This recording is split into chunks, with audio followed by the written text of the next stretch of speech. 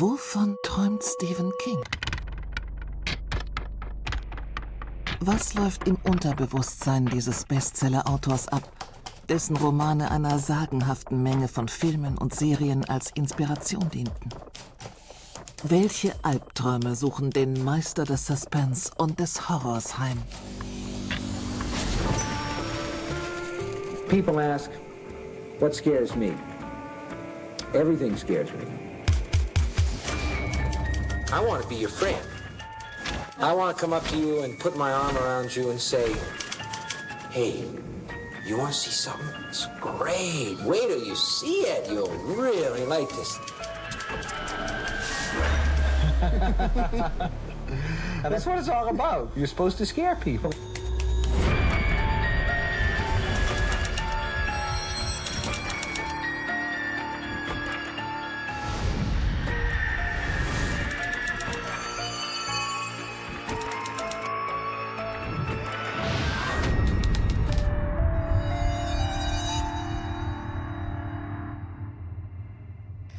Am 5. April 1974 wird ihr Name weltbekannt. Sie sollte zur ersten Heldin eines umfassenden literarischen Œuvres werden, das den amerikanischen Traum pervertiert. Carrie is a story of a lonely teenage girl who possesses a strange and evil power that turns a high school prom into a nightmare. It contains scenes so terrifying they can't be shown in this commercial. Carrie, rated R. Unbeholfen und unansehnlich im Roman und dünnhäutig im ihr bald darauf gewidmeten Film sprengt die junge Carrie alle Grenzen des Horrors. Sie verwandelt ihren Schulabschlussball in ein Vorzimmer der Hölle, um sich für die Grausamkeiten ihrer Klassenkameraden zu rächen.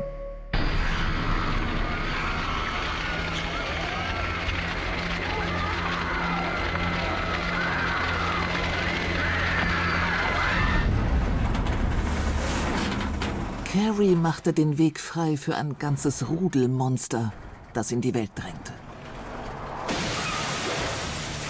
Ein blutrünstiger Bernhardiner, ein gescheiterter Schriftsteller, heimgesucht von hasserfüllten Gespenstern, ein glänzendes Auto, das Grausamkeiten tankt, ein kannibalischer Clown, der in der Kanalisation Kindern nachstellt.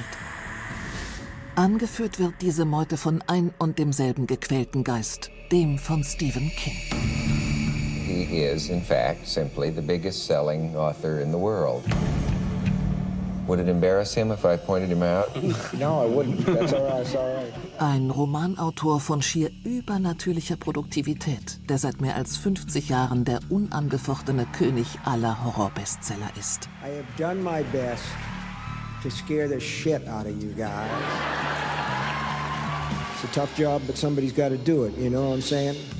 Ein Autor, der von der Saga Der dunkle Turm bis zum Fortsetzungsroman The Green Mile wie kein zweiter die dunkle Seite der Menschheit feiert. Why do we have this rage for horror and killing and psychopaths in movies and books these days? Well, I think there are about 12 different reasons, but the first 10 is people think horror is fun. And the other two, I think people are scared, and I think that horror movies are always much bigger business when people feel frightened, when people feel concerned about their lives, and they see not only this as a way to get rid of some fear, but as a way to outlet aggression as well.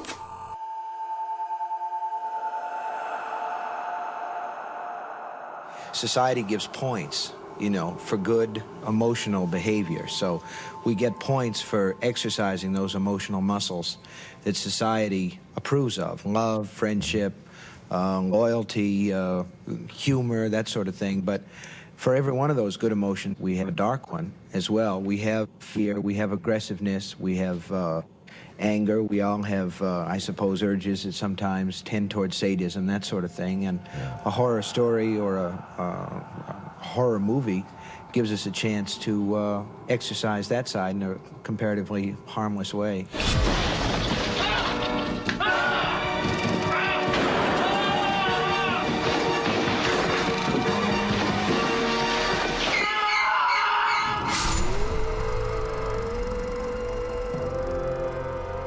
Every now and then, people need to go there. You have to have a little insanity in your life, and in your conscious life, I think, as well as your unconscious or your dreaming life.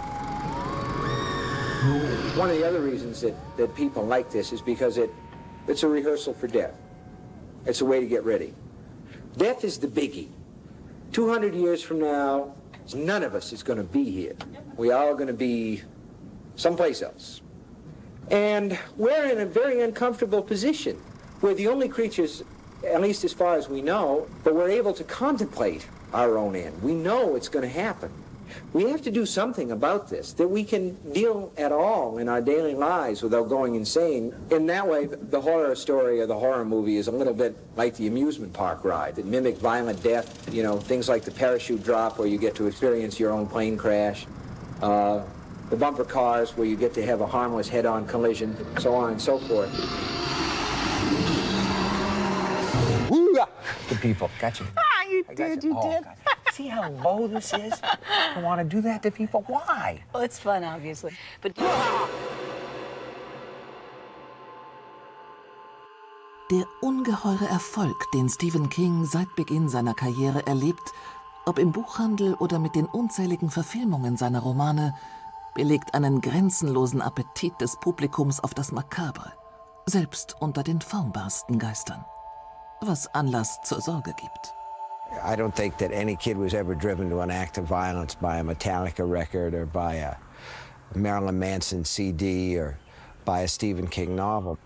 If you are looking for an excuse to ignore the real problem and treat a symptom, you can treat the movies or the books. It's like killing the messenger because he brings you a message you don't like. The real question about violence in America, as opposed to, say, the violence in England or Scotland, those places, is you only have to correlate one thing, and that is the difference in the availability of guns. Guns is what it's really about. But there's a whole culture of violence in this country, and I'd be the last person to deny that I'm a part of that, but I'm only a child of my culture.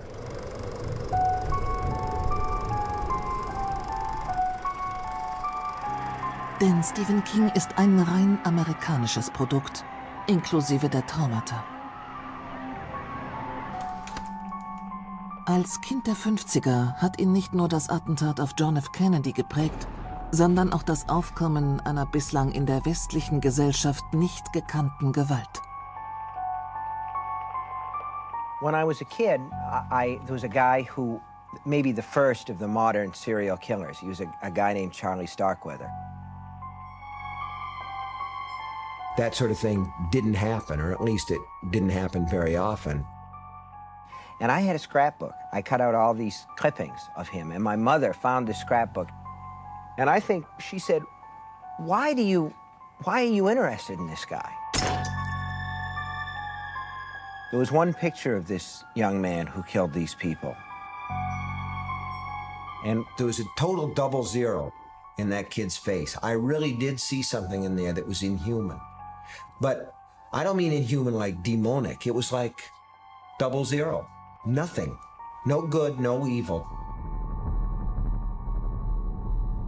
And what I was not able to tell my mother was, I need to look out for this guy. I need to know everything about him so that if I ever meet him or anybody like him, I can go around. And I think probably there's a hot circuit somewhere inside. Even at 10, you're the potential of the person that you're going to be. And yeah, I suppose he called to me. As story material, he called to me. Or there was a voice inside that said, this is the guy, you're going to spend your life writing about this kind of evil. So here's where you start. This is the starting line. Neben dem Spaß daran, sich selbst Angst zu machen, erweisen sich Stephen Kings Erzählungen als moderne Märchen, die die Leser gegen die Ungeheuer der echten Welt wappnen. Dieser Ehrgeiz ist gar Motiv eines der wichtigsten Werke Stephen Kings.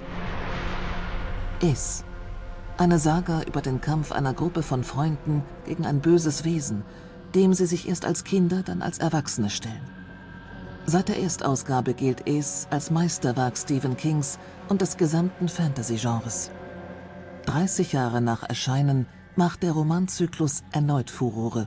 Seine ehrgeizige Verfilmung wird zum lukrativsten jemals produzierten Horrorfilm, nicht zuletzt dank des monströsen Clowns Pennywise.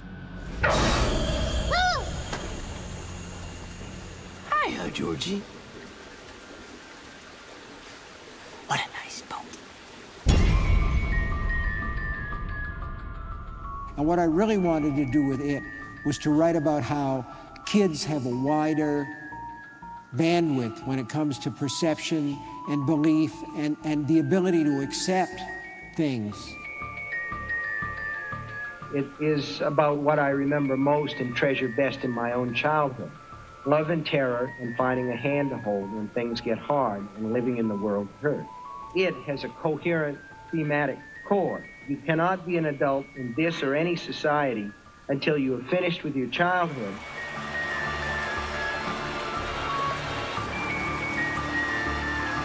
Come on back, it says. Come on back, let's finish our business in Derry. Bring your jacks and your marbles and your yo-yos. We'll play. Come on back and we'll see if you remember the simplest thing of all. How it is to be children, secure in belief and thus afraid of the dark.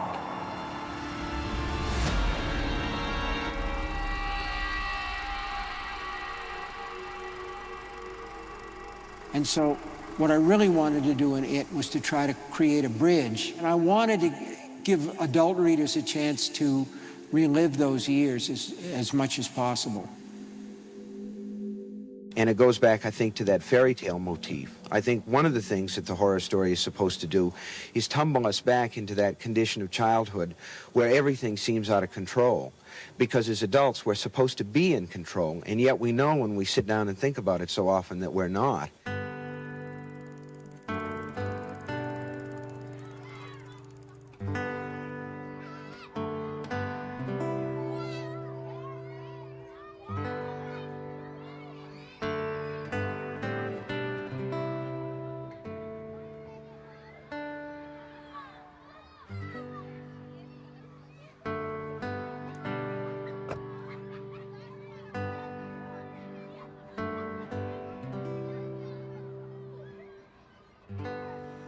And if I give a child in one of my stories a gift, like in The Shining, Danny's ability to shine, to see the future, Carrie White's telekinesis, you know, that's another way of saying to the reader, look at your own child. What gifts does your own child have? Have you noticed the way your child thinks? Because kids don't think straight. They think around corners. They're bent. Things about kids that interest me very much, that seem to make them open doors to worlds of make-believe and fantasy. They believe anything. If you tell them that people can fly, they'll believe that. They'll believe anything at all. Well, they believe this because they're insane, and we allow them to be insane. No, no, no, no, no, no, no, no. Kids talk to people who aren't there until the disease of rationality sets in.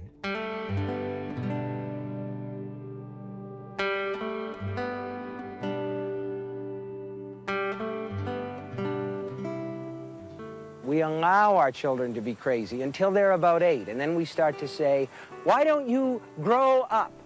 Grow up. And they do. They do grow up. They become doctors. They become engineers. What happens to their imaginations? Shrinks. As their bodies grow, their ability to imagine, the whole range, the whole world of wonders begins to shrink in on them. You understand what I mean? You pay a price to grow up.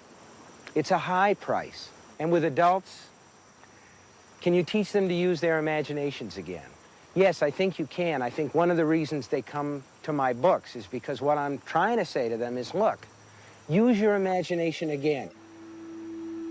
Stephen Kings Erzählungen wollen also unsere Fähigkeit zu träumen wiederbeleben, indem sie uns einladen, im banalsten, in der weitestmöglich entmenschlichten Realität nach Fantasie zu suchen. Die ist auch Thema seines ersten und einzigen Films als Regisseur. In Rea M., es begann ohne Warnung, erklären die Maschinen der Menschheit den Krieg. We live in a technological society, for God's sakes, where most of us employ such things, television, electric lights, microwave ovens. We don't have the slightest idea how any of those things work. That in itself is a kind of magic.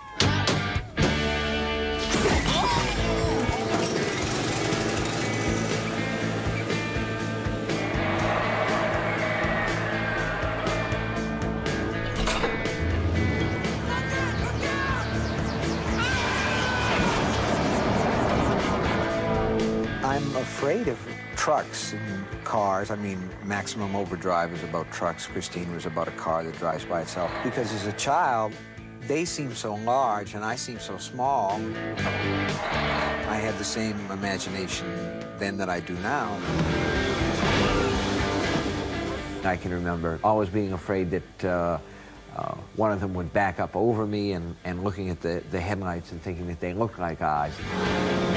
And then a lot of cars actually looked as though they were alive. I love machines, and at the same time, I'm terrified of machines. Machines don't like us, you know. Machines don't like us at all, which is why people get electrical shocks. It's why our cars break down when we need them the most, and it's rainy at night.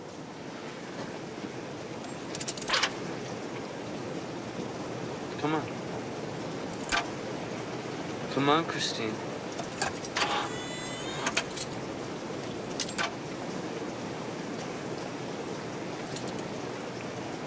Come on, baby, please. It's all right. Everything is the same.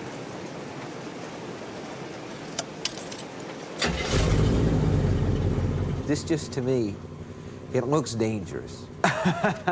It does, doesn't it? Well, I loved Carpenter's Christine. Mostly what I did was to sort of laugh my way through it, because, and not because it was funny, but because it's the kind of way that you laugh when you're discovering that somebody else knows what you meant.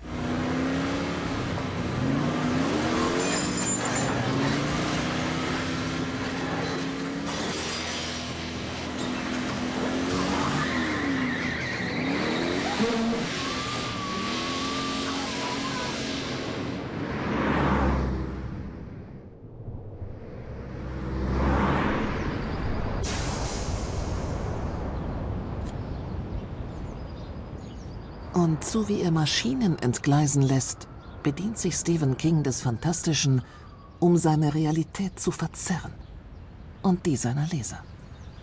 People would say you ought to write about what you know. But what I knew was boring. I grew up in a small town. We had no running water. I went to a one-room school with all the grades together. This is where I grew up, here. This was our house. The old hood place. It's changed a lot, but that was my bedroom. I wrote 2 books that were eventually published in that room. Our father deserted us when I was 2. According to my mother, he told her one night he was going to go out for a package of cigarettes and just never came back. We found boxes of his things. His books and papers, and he was a navigator in the Merchant Marine. And we found boxes of his books and papers in my aunt's attic. And I'd started to publish weird tales by then, and I found a whole box of paperbacks about monsters and demons and boogeymen. So apparently he had some of the same interests. To me, the whole existence was not pastoral or beautiful or anything. It was just boring. I wanted to be in outer space. I wanted to fight monsters in the swamps of the Amazon. So those were the things that I wrote about. And later, I found a way to blend those 2 interests. My interest in what was strange and alien and the modern world.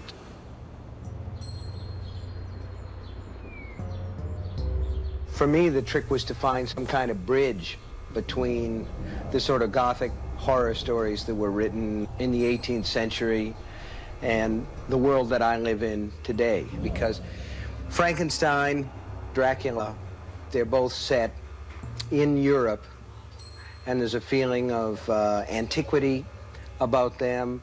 There are castles, moors, and I don't live in that world.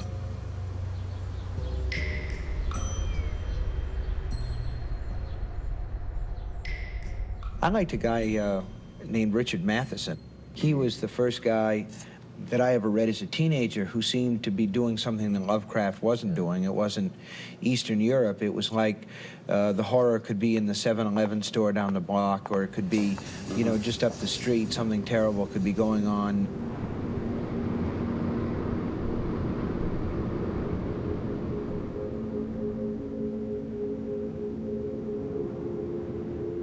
And to me, as a kid, that was a revelation. That was extremely exciting. He was putting the horror in places that I could relate to.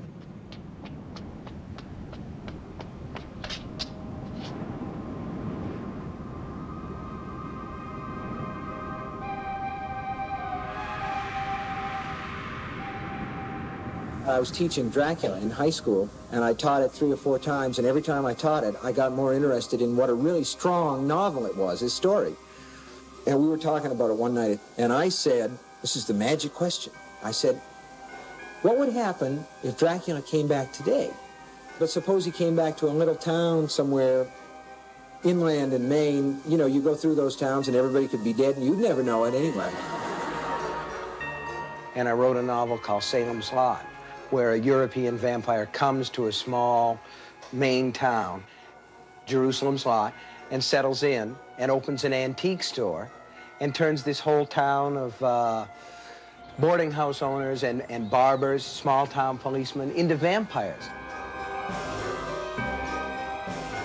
It is a sprawling, comfortable township, familiarly called the Lot by its previous inhabitants, where little of any note ever took place.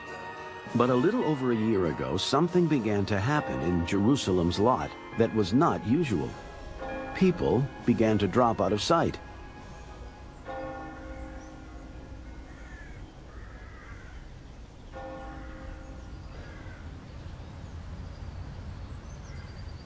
Many of your stories are set in Maine. What is it about that atmosphere that is conducive to a Stephen King novel?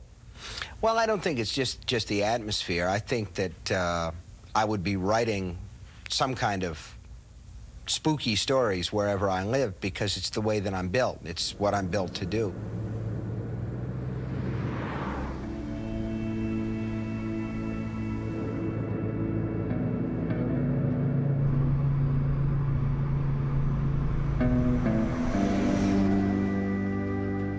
Ungeachtet seines zügellosen Erfindungsreichtums hält Stephen King am Konzept fest, über und für die Bewohner seiner Heimatregion zu schreiben. Dort bewohnt er noch immer ein altes, nach seinen Vorstellungen renoviertes Bürgerhaus.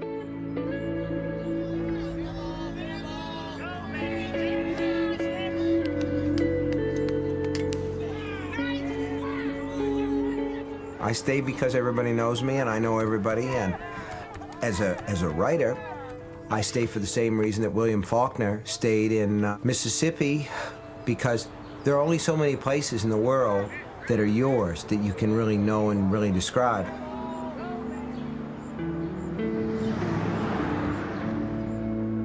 The people here seem very honest and very real to me, in the sense of they're just people that are there. They work hard. Yeah. I've been treated here like I was a human being and not as a freak. They treat me the way that I feel that I am, as just a sort of an ordinary person who's doing a job and working hard at it.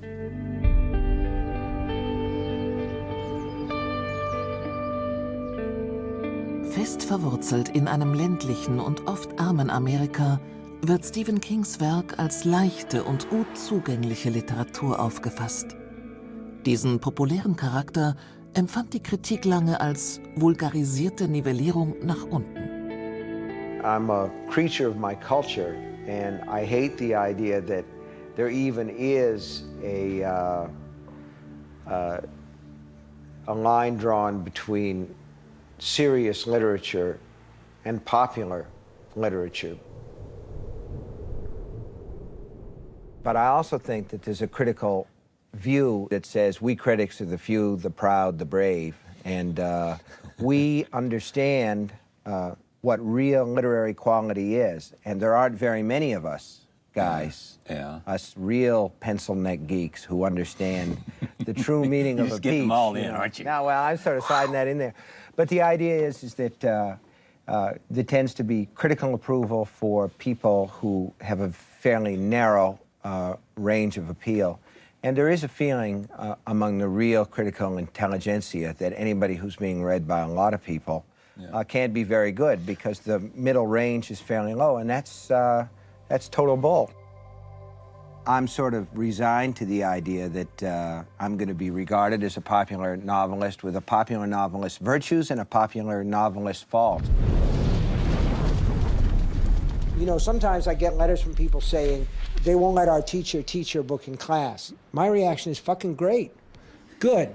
Go read it yourself and make up your own analysis of it. Get it outside of class, you know.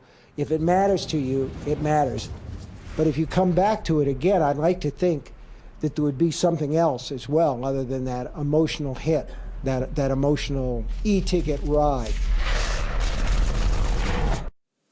People talk about reading between the lines. Any piece of horror fiction, whether it's in the form of a novel or in the form of a movie, has subtexts. In other words, horror fiction, fantasy fiction, imaginative fiction is like a dream. A lot of the frights, a lot of the nightmares that we get in books and in movies really are symbolic.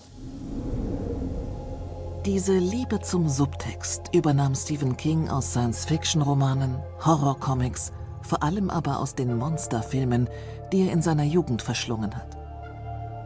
Diese per se leichte und reißerische Popkultur bedient auf natürliche Weise die Verunsicherung eines Kindes der 50er Jahre.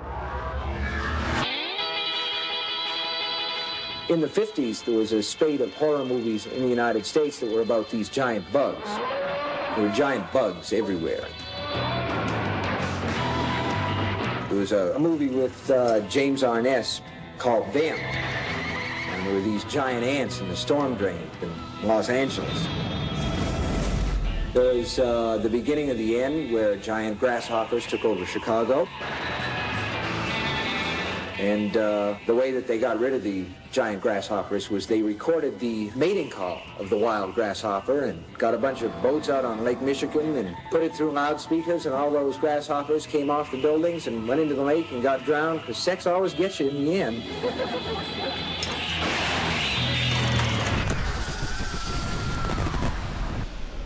What happened? The cause in all of these movies was the same. It was always the same thing. It was radiation. The film would start with news footage of bombs being exploded.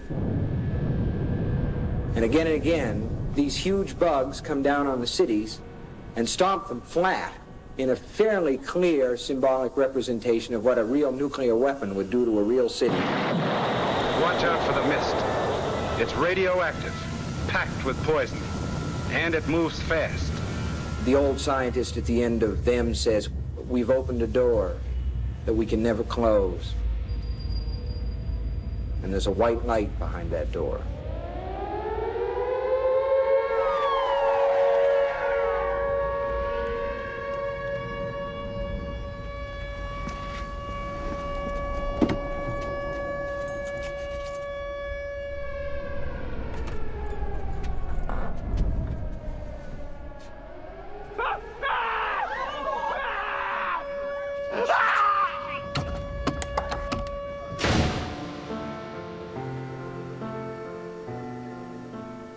I write each book twice. The first time, when it comes out of my head and onto the page, what I'm mostly concerned about is the emotional gradient.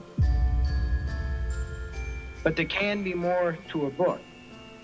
This came to me in the writing of Carrie, when I realized that the book was, in addition to a story about a sad little girl with psychokinetic powers, a story about blood and what blood means to us, an actual substance It provides powerful metaphoric connections to such things as religion, washed in the blood of the Lamb, and adulthood, which for girls is symbolized in part by first menstruation.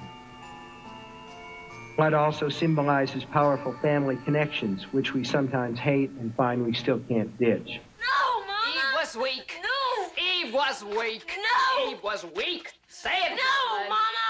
Say it. Eve was weak. Eve was weak. And the Lord visited Eve with a curse. And the curse was the curse of blood. You should have told me, Mama. You should have told me. I think that young people who don't ordinarily read are attracted by that combination of emotional heat and honest, if sometimes simplistic, intellectual investigation. I think that even those who wouldn't know a thematic unity if it bit them on the ass sense that books are better when they're about something, and best of all, when the something they are about pertains to their own lives. Because like a book like The Shining, I spent a year on that thing, a year of my life. It ought to be about something. An seine populären Wurzeln, aber auch an sein intuitives Schreiben gebunden, konnte Stephen King nicht anders, als sich von Stanley Kubricks Verfilmung seines Romans Shining hintergangen zu fühlen. Der stark konzeptualisierte Film entfernt sich nämlich vom überbordenden Temperament des Originalwerks, in dem jede Menge ausgemergelte Geister und andere unheimliche Erscheinungen ein einsames Spukhotel in den Bergen bewachen. I love you, Danny. I love you more than anything else in the whole world. I would never do anything to hurt you. Never. You know that, don't you? Hmm? Yes, Dad. Good.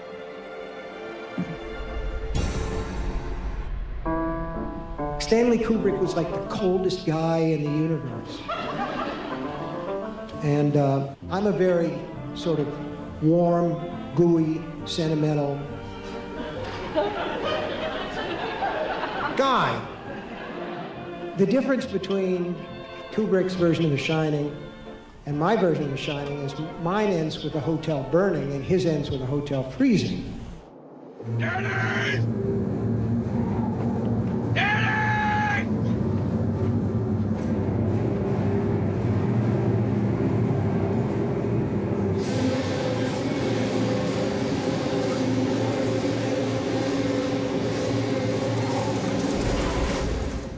I think that it's really ambitious. I love the way it looks. I've gotten to like it more and more as time has gone by.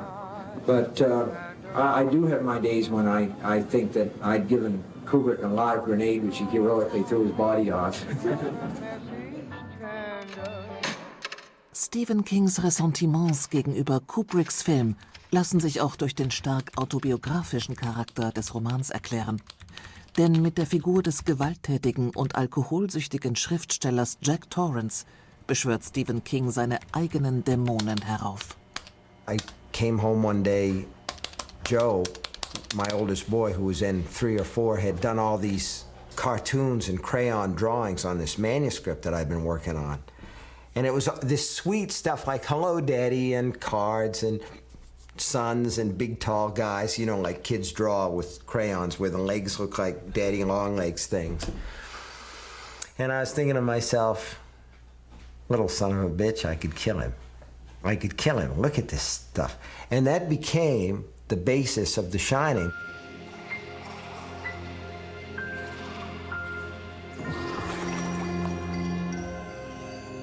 I think it's best if you understand everything, Doctor, Jack said. Shortly after Danny was born, I became an alcoholic. I'd had a drinking problem all the way through college. It subsided a little after Wendy and I met, cropped up worse than ever after Danny was born, and the writing I considered to be my real work was going badly. When Danny was 3 1/2, he spilled some beer on a bunch of papers I was working on. Papers I was shuffling around anyway, and well, shit.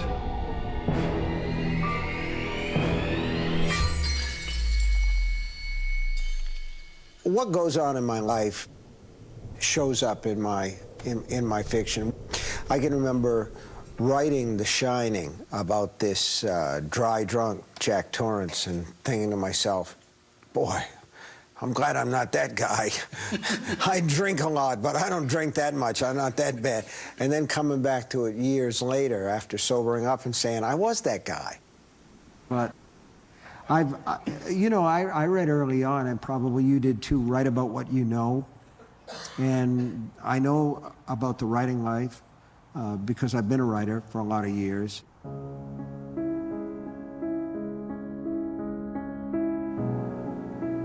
I don't think that writing as an act is very interesting.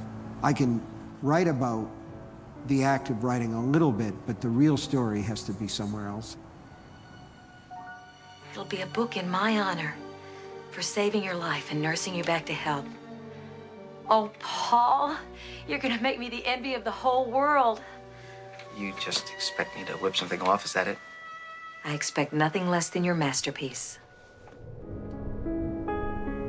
In the case of Misery, which is about a writer who's taken prisoner by his #1 fan, the real interest is sort of in that relationship, the dynamic between the sane person who happens to be a writer and the crazed fan. Oh, Misery's alive! Misery's alive! Oh, it's so romantic! Oh, this whole house is gonna be filled with romance. I'm gonna put on my Liberace records. And so it was a chance for me to do a couple of things, to talk a little bit about the sort of unhealthy relationship a lot of fans have with either writers, whether they're writers or whether they're pop stars or whether they're movie stars. Any for God's... Shh, darling. Trust me. God's sake. It's for the best. What Paul Sheldon finds out is that that Annie Wilkes, in a way, is sort of expressing to him that what he's really good at is writing these bodice ripper romances, and he better stick to what he's good at. Hi, Pumpkin! Kind of sad, but there it is. Such a kidder. You write books to find out how you feel about things. Don't you think that's true to a degree? Yeah. Well, you have, if you start out knowing and you end up knowing the same thing you started with, it's going to be a bad book, I think. Yeah, that's right. You got to know more, a little bit more than when you started. You got to have a different view of it. And one of the things is, like, if you spend all that time to write a book, you ought to be able to come out with something more important than a paycheck. Es gibt also eine introspektive Facette in den Romanen Stephen Kings, der seine Situation als Thriller- und Horrorautor oft hinterfragt.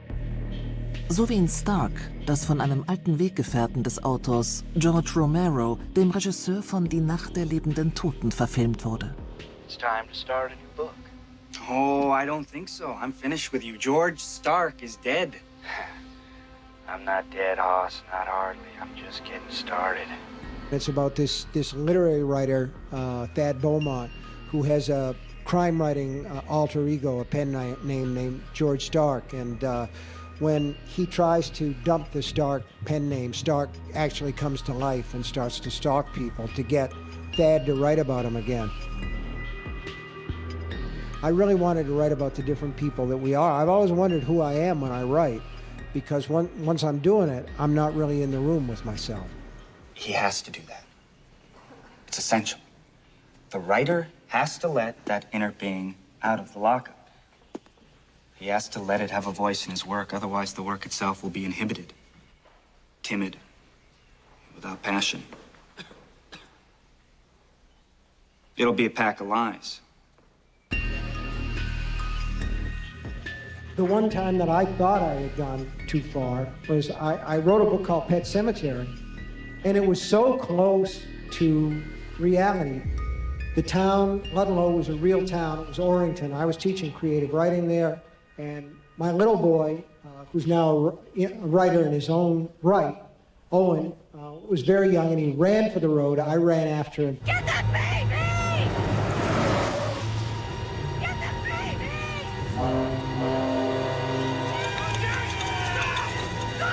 The only difference between the book and real life is I caught my son, and Lewis didn't catch his. I thought, this is the most awful thing. Nobody will want to read this book about this little kid coming back and chowing up on everybody. Oh boy, just some of the things, it was very black. And when I finished the book, I actually put it in a drawer because I didn't think anybody would want to read anything like that, but they did, so. Fuck 'em.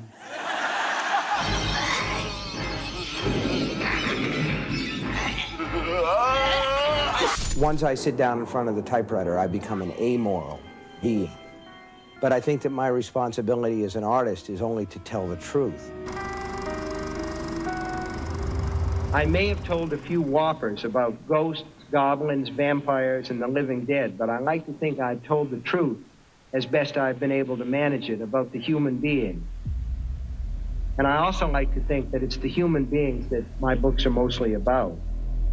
And if that truth involves violent behavior as a result of a situation, then I must tell that truth. Otherwise, I begin to lie, and that's when I become an immoral being. You don't have much faith in humanity, do you? None whatsoever. I can't accept that.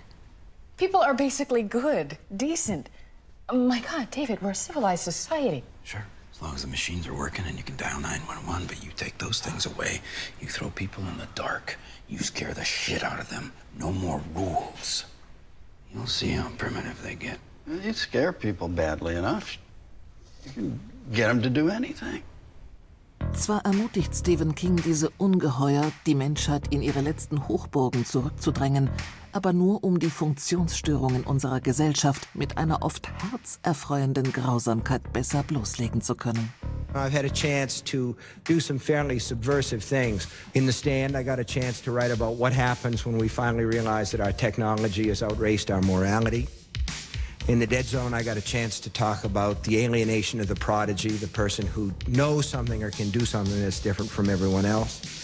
In Needful Things, I got to talk about greed in the 80s and how funny greed really is when you get right down to it, and how hilarious it was to be an American during the 8 years of the Reagan administration. On one level, it really was a scream to be there. Shithead! I sell quality pre-owned yachts, you miserable fucking scunchbucket! Shut up! Shut up! You know, guys, I moved here and I thought, great, I'm out of the big city and I'm finally in a place where everybody isn't gonna be crawling up everybody's asshole every day. A place where maybe my biggest nightmare was gonna be getting some goddamn cat out of a tree. But forget that. Everybody is insane everywhere! I'm not going to say that we're a lazy, overweight society, a fast food eating, SUV riding, soda guzzling, beer guzzling, TV watching, size XL wearing, walk, don't run generation. But I guess I just did.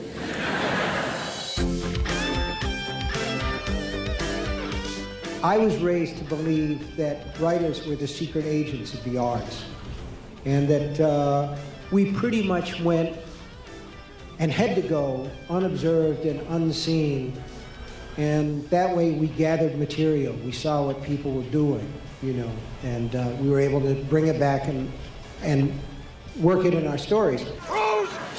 In the name of Christ, man, beg for his mercy, because you'll get none from me. He's struck down by his almighty swift sword! Stop it! Ian, you godless heathen! Rot in hell, Willie Rose! In der ersten Reihe der bösen Mächte, die King in seinem Werk bekämpft, marschieren die religiösen Fanatiker, deren mystische Gewalt als furchterregende, zerstörerische Kraft dargestellt wird. Behold, a dream did come to me in the night, and the Lord did show all this to me. Praise God! Praise the Lord! My wife is a lapsed Catholic, and she's fond of quoting something that she heard as a little girl who went to school in parochial schools and got to church every day. And apparently the Catholic Church's attitude toward children is, give us your children and they'll be ours forever. And when children are raised in this sort of strict, fundamental atmosphere, and I was, it sets into your mind and becomes a part of your psyche ever after. And part of the sin, as far as I'm concerned, is taking the plastic minds of small children and molding them. And in Children of the Corn, what I tried to present was an extreme case as a result of religious mania.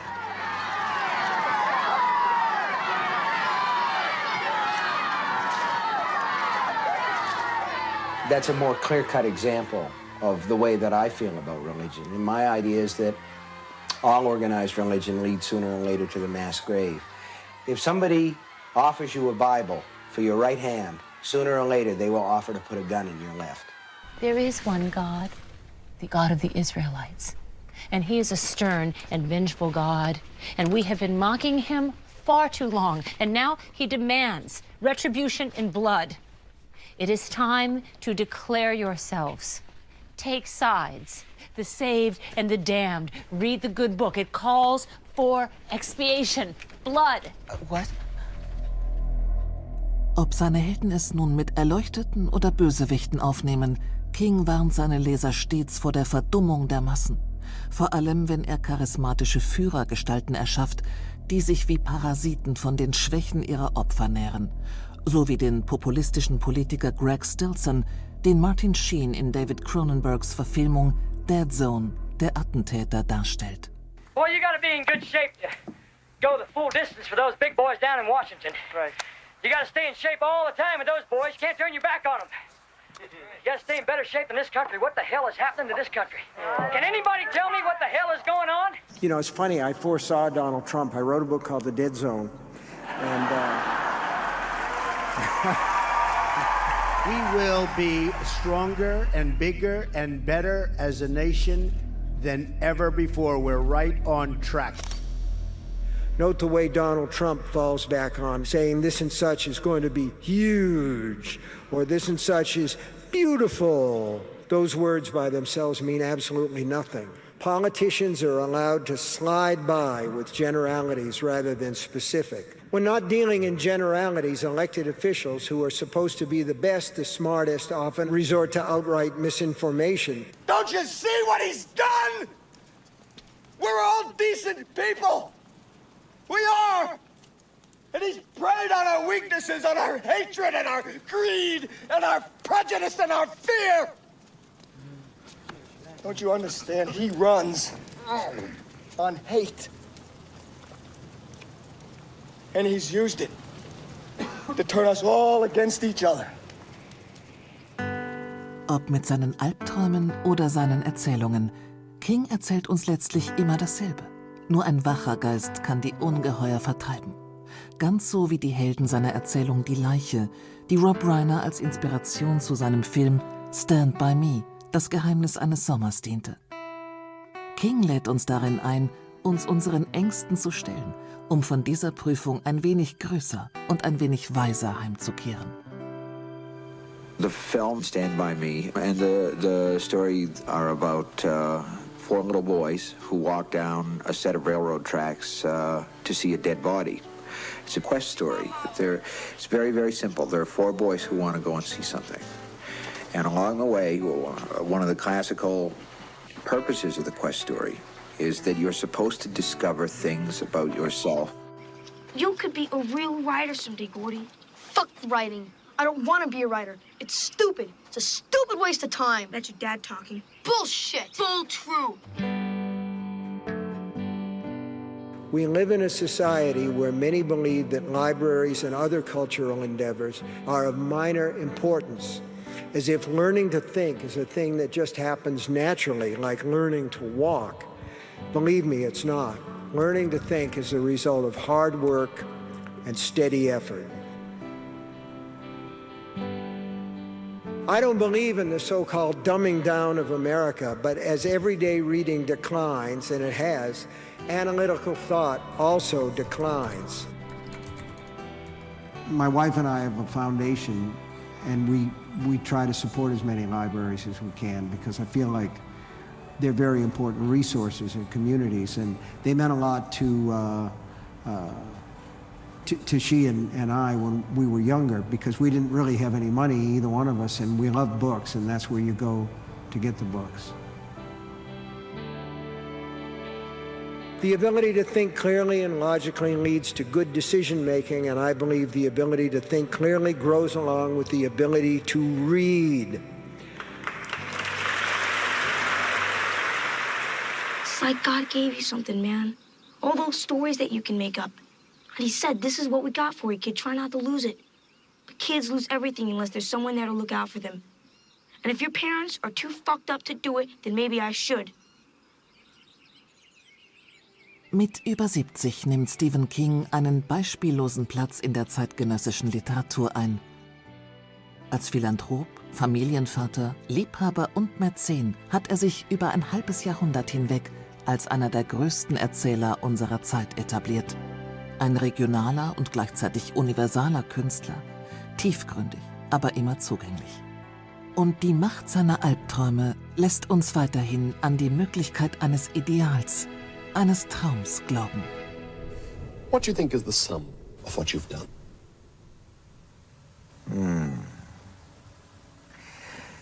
Well, I think that I've given a lot of people a certain amount of twisted pleasure.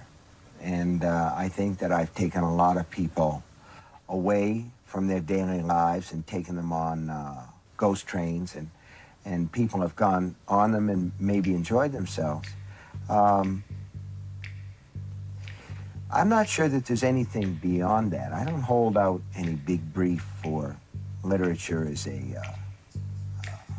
ennobling thing, although I do think that literature, that stories save lives, that they literally save lives and make life possible, that they open up our lives and make them richer and better. If you ask me, is what I've done important, the answer is, to me, yes. To other people, maybe.